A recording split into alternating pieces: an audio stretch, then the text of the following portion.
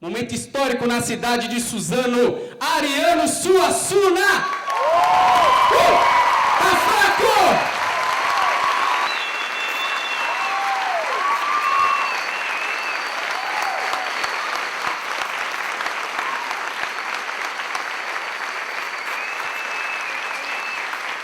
A primeira coisa que eu faço, quando me dirijo assim a uma plateia nova, é pedir desculpas, porque minha voz é feia, fraca, baixa e rouca. Mas agora está se agravando pela idade, e além do mais, eu dei uma aula ontem em Guarulhos, e parece que eu me empolgo comigo mesmo, danei-me a falar. Falo demais. Eu tenho 2 defeitos como professor. Primeiro, nos primeiros momentos, eu sou meio gago. Porque as pessoas levam 10 minutos para dizer, eu levo 20. E outra coisa, eu só falo por arrudeio. Eu sou do sertão da Paraíba. Eu não sei se é porque os caminhos lá são assim. Eu só falo arrudeando. E minha mulher que está ali, coitada, quando a gente namora desde o dia 20 de agosto de 1947. E começou aí, não acabou ainda, nem vai acabar.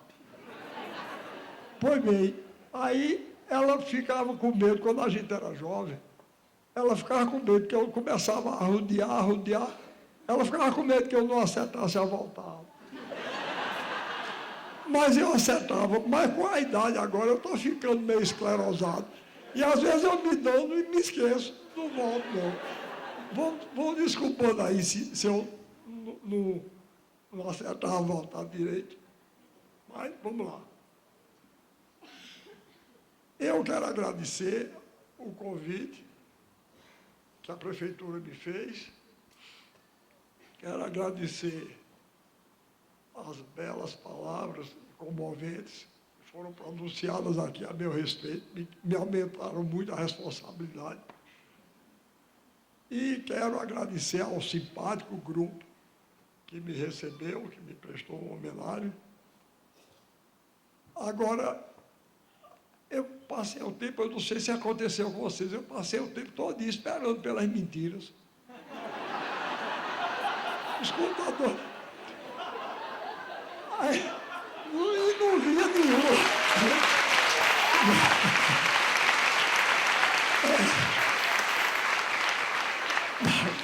Mas depois eu vi que aí é que estava. Eles mentem tanto que nem mentir mentem. Nem as mentiras que eles prometem no título, eles contam. Mas eu só fiquei um pouco decepcionado, porque eu gosto muito de mentiroso. São 2 qualidades de gente que eu gosto muito. Mentiroso e doido. Eu não sei se é pela semelhança comigo, porque eu vou confessar a vocês, eu minto. Tá certo? Eu minto. Vejam bem, não me levem a mal. Eu não gosto de quem mente para prejudicar os outros. Eu gosto do mentiroso que mente por amor à arte. Não é? Um mentiroso lírico. Uma vez um jornalista me perguntou se dos meus 2 personagens mais conhecidos, se eu me identificava mais com o João Grilo. Eu disse, nada, é com o Chicó, aquelas mentiras dele. Eu me identifico muito mais. E astúcia eu não tenho nenhuma. Mas mentir eu minto. Eu minto. Agora mesmo eu estou cultivando um mentiroso lá em Pernambuco. É um sujeito ótimo. Ele inventou que o pai dele é o maior produtor de mel de abelha do estado, porque ele conseguiu fazer um cruzamento de abelha com vagalume. E os mestiços trabalham de dia e de noite à luz das velas. É mentira, mas é uma coisa que devia existir, não é? Então não existe, a gente inventa. escritores são assim também. Os escritores são assim também. A gente não se conforma. Mas na minha vida não me acontece nada. Eu não sei se vocês já notaram. Tudo o que é ruim de passar é bom de contar. E tudo o que é bom de passar é ruim de contar. Se a vida de vocês, nesse ano agora, foi toda boa, experimente contar a um amigo. Vocês dizem, olha, no dia 1º de janeiro foi ótimo. No dia 2 de janeiro foi melhor ainda. No dia 3, tranquilo. Ele só aguenta até o dia 4. Agora, se vocês passarem por uma situação difícil, vocês vão ver que é bom de contar. Então, na minha vida não acontece nada. Se eu não mentir, o que é que eu vou contar? Eu gosto de contar a história, não é? Gosto de contar a história. Sou um contador de história. Então, Deus sabe o que faz. Se algum de vocês é descendente de suíço, não leve a mal o que eu vou dizer, não. Mas, olhe, eu agradeço a Deus toda noite quando eu vou rezar. Eu agradeço a Deus por me ter feito nascer no Brasil. Em primeiro lugar, por causa da língua. Porque não sou eu que digo, não, é Cervantes. Né? Cervantes dizia que o português é a língua mais sonora e musical do mundo. E eu não aprendi outra língua, não. Eu vou dizer uma coisa a você, se eu nascesse na Alemanha, eu era mudo. Porque aquela língua eu não aprendia de jeito nenhum. Aí o povo diz por aí que não é. Mas olha, eu vou dizer uma coisa a vocês. O português é não só mais bonito, mas é mais fácil. Tanto assim que a gente não precisa estudar para falar. Não é? Olha, vocês procurem o homem mais ignorante de Suzano, mostre a ele. O que é isso? Ele diz, é um copo. Mas em inglês, por exemplo, não é. Sabe como é? Glass. E digo uma coisa, isso tem jeito de glass. Mas não está sem copo.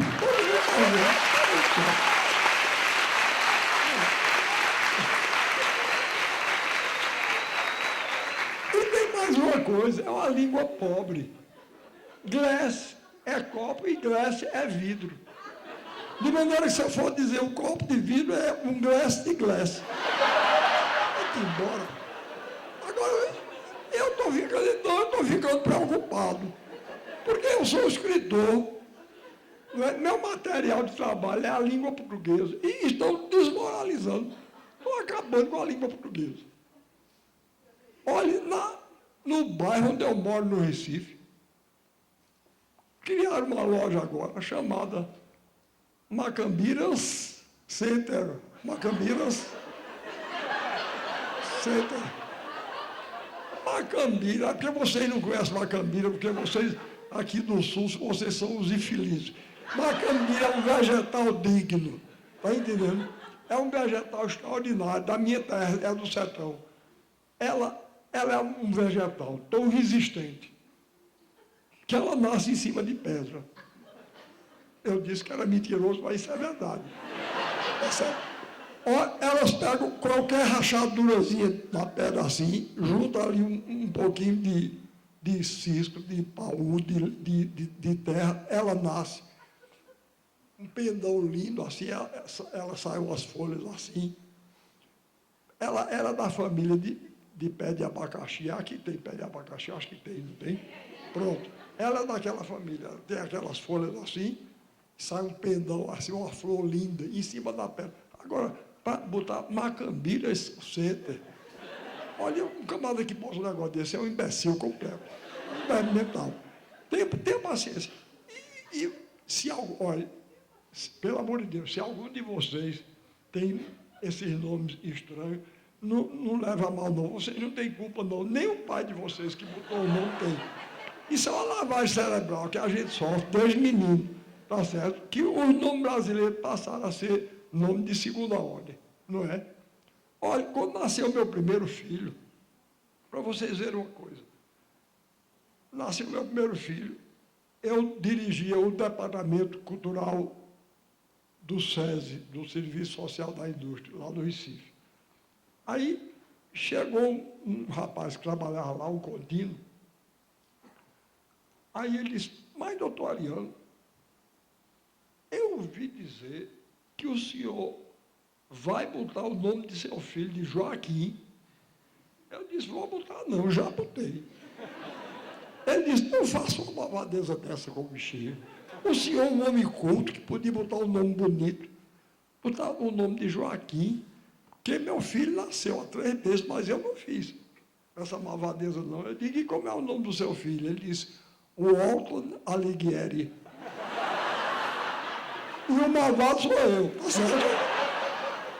Bom,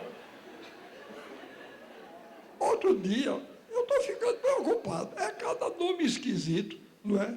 Tem um jogador de futebol por aí, com cada nome. Pois bem, eu estava numa universidade lá no Recife. Aí vieram pedir autógrafo, fizeram uma filazinha lá. Aí chegou uma menina junto de mim. Eu disse, como é seu nome? Ela pediu o autógrafo, ela disse, Ruedia. Eu digo, e como é que se escreve? Ela disse, W-H-E-Y-D-J-A. Eu disse, pois não, para Ruedia. Atrás de Ruedia, vinha outro. Aí eu disse, como é que você se chama? Ela disse, Remington. Eu disse, e como é que se escreve? Ela disse, W-H-E-M-Y-T-T-A. Eu disse, você é irmã de Ruedio? Ela disse, como foi que o senhor adivinhou? Agora, o melhor de tudo foi que atrás vinha um rapaz. E ele parece que ouviu meu diálogo com as duas. E ele deve ter pensado, esse homem é analfabeto. Porque quando chegou a vez dele, eu disse, como é seu nome? Ele disse, Hugo, H-U-G-O.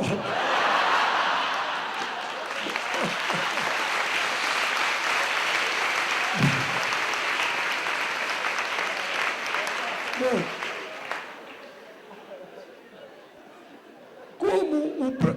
eu fiquei muito contente de ouvir o prefeito dizer,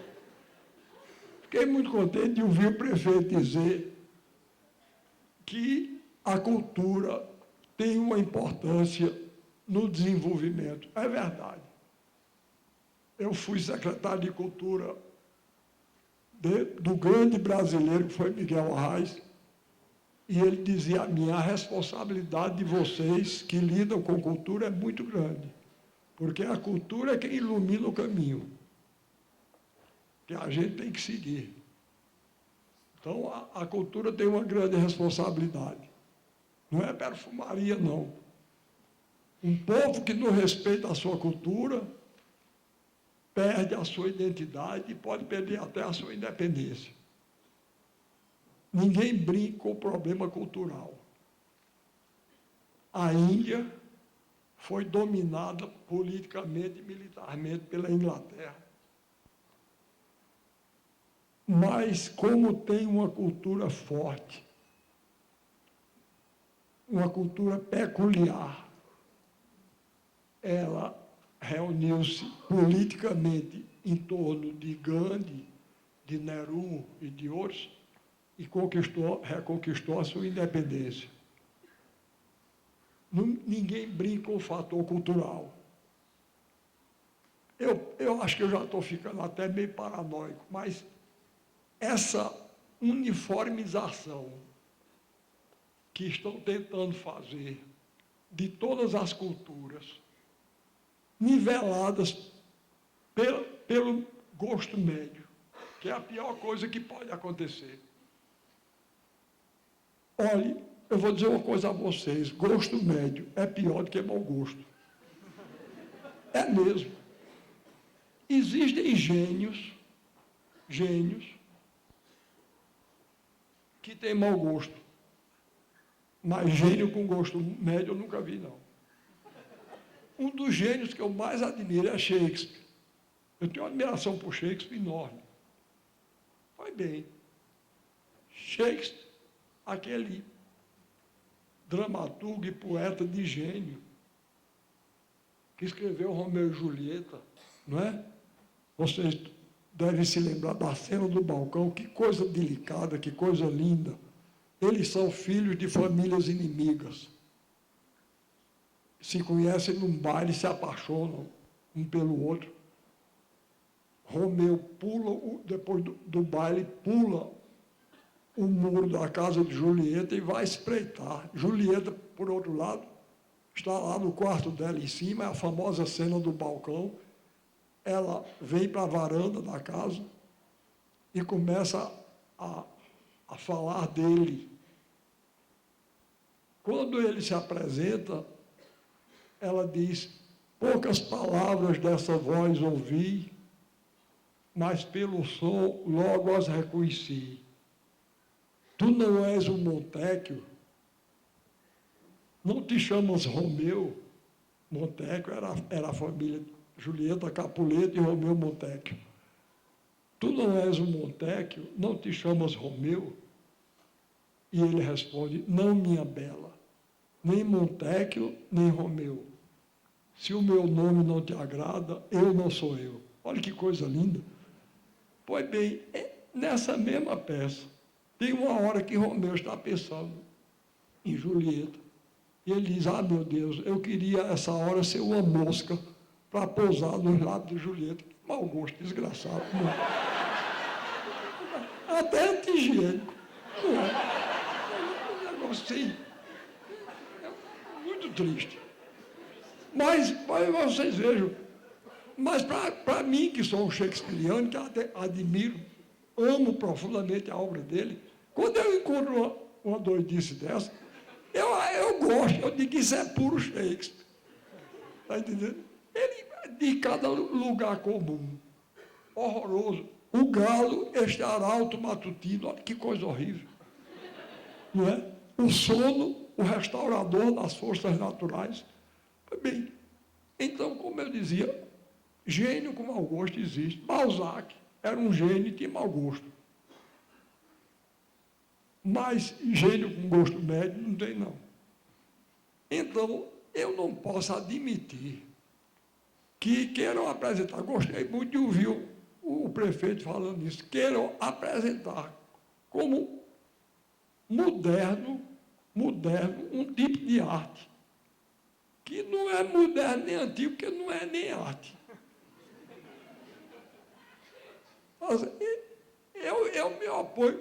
Eu me oponho com todas as minhas forças. Eu luto do jeito que eu posso. Levo no ridículo, levo na graça, que isso eu aprendi a fazer. Eu não tenho poder político, nem tenho poder econômico, mas tenho uma língua afiada da peste. Vocês vão ver. E essa está a serviço do meu país e do meu povo. Eu sei, eu não sei. Certo?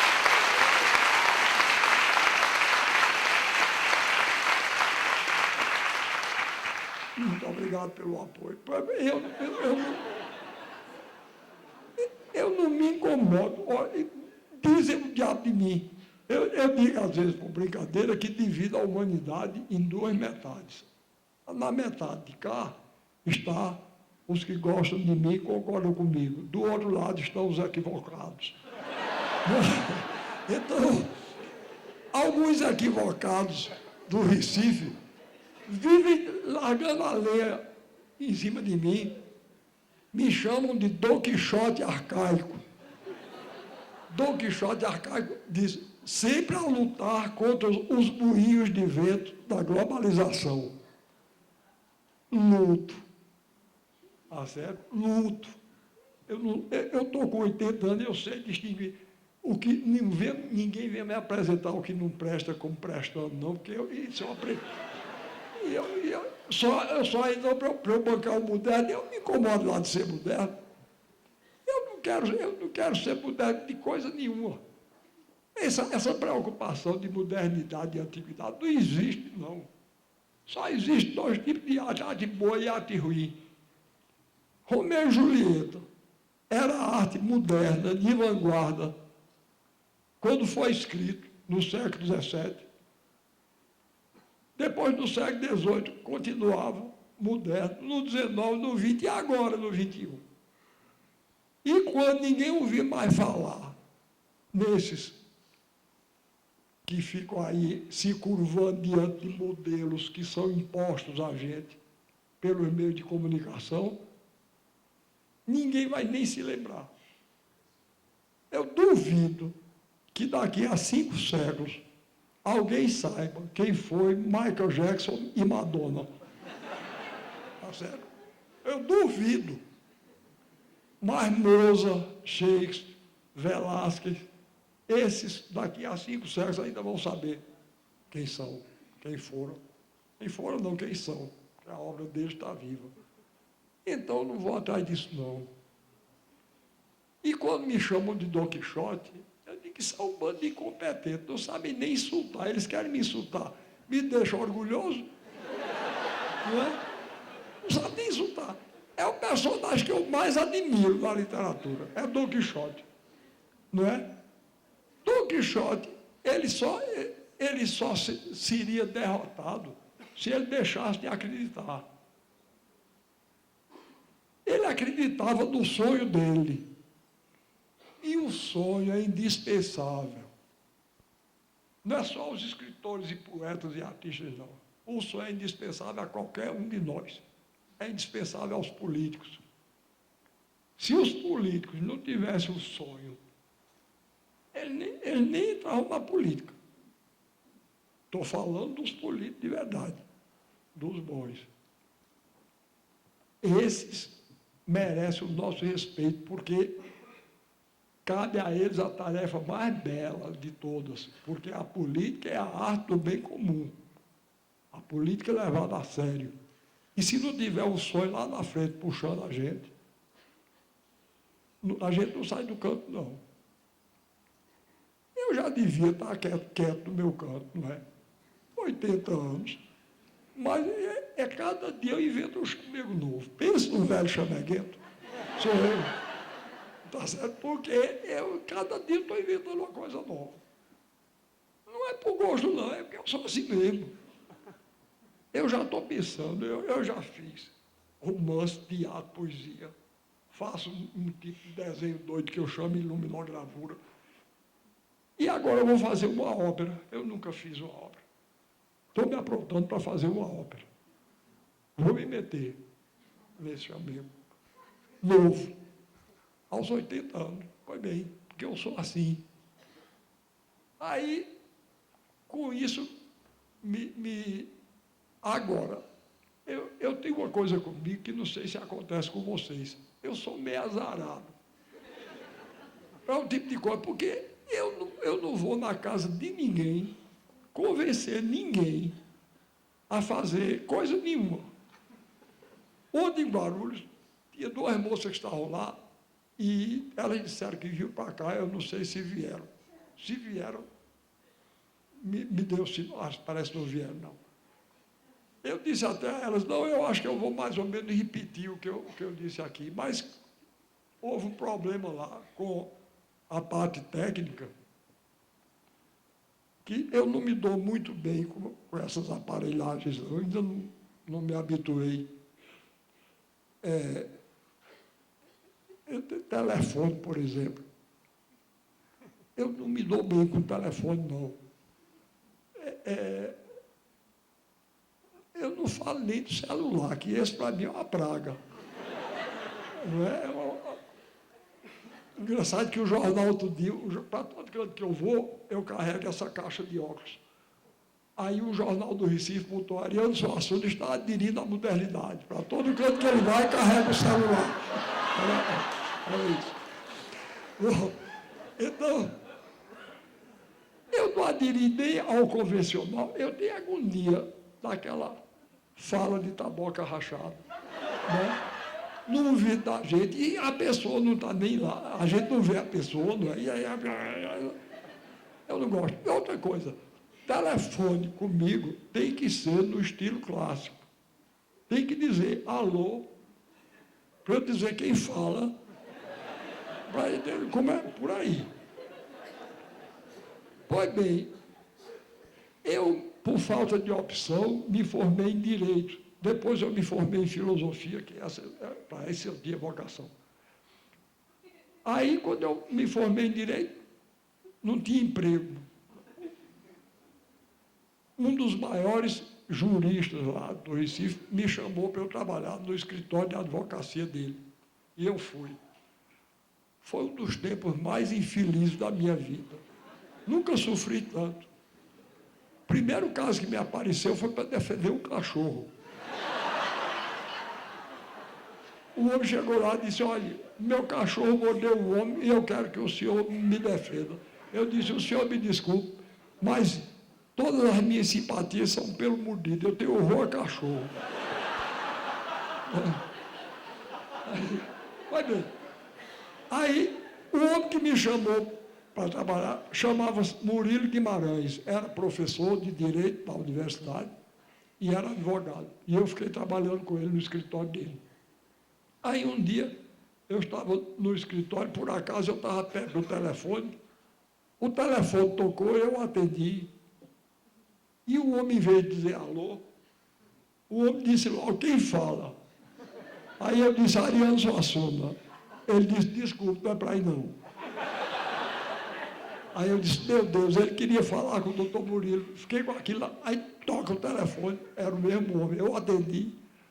Ele disse, quem fala? Eu disse, Murilo Guimarães. Ele disse, como vai você, Murilo? Eu disse, eu não sou o doutor Murilo, não.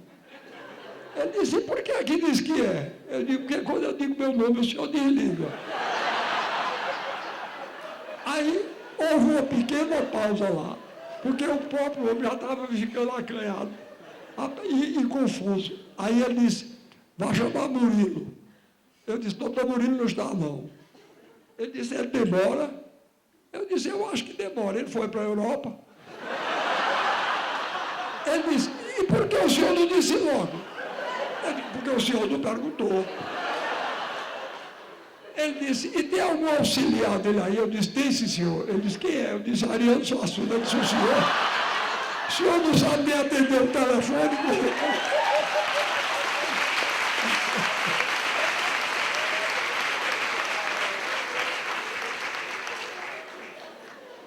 Pois bem, como vocês veem, eu sou um contador de história, o que eu sou mesmo é isso. Mas vou contar outra história de telefone.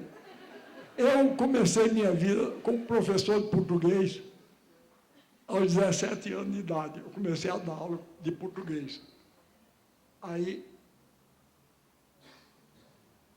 na escola onde eu ensinava, tinha um contínuo que tinha um desses nomes brasileiros estranhos. Ele chamava-se Clomilton.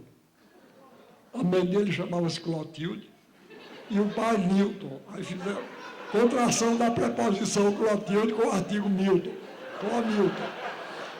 Então, ele chamava-se Clomilton. E Clomilton era gago. E eu brincava muito com ele. Quando foi um dia, eu fui telefonar para lá. Eu liguei para o telefone da escola e ele atendeu. Eu vi logo que era ele, porque ele disse, alô? Aí eu disse, Clomilton é Ariano. Ele disse, doutor Ariano, peraí que eu vou chamar. Eu disse, Clomilton, peraí, espera aí, que eu, apressado, danado, eu não já disse que vou chamar. Aí deu uma volta na escola, voltou e disse, doutor Ariano não está aqui não. Eu disse, eu sei que ele não está aí. Ele disse, se sabe, por quem é que pergunta? Eu disse, Clomilton, deixa de ser doido. Quem está falando é Ariano. Ele disse, agora danou-se tudo. Ele telefona para ele mesmo e o doido sou eu.